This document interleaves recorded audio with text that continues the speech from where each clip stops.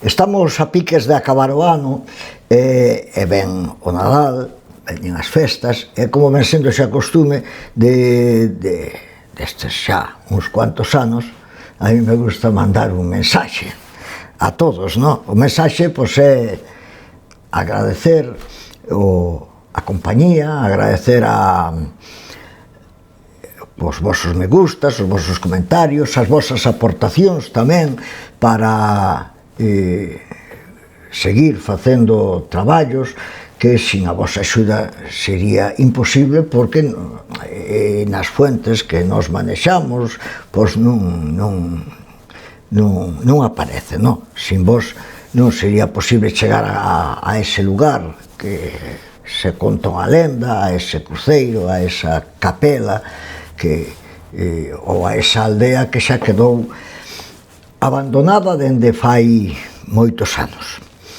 Bueno, dentro de uns días meterei o balance do blog no que escribo e, bueno, pues, compartir con vos o que isto siga medrando e que teña contido, non?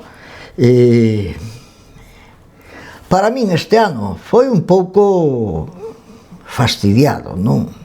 Foi duro, pero feliz de chegar aquí e poder compartir con vos este momento, non? Este ano tamén apareceron cousas novas.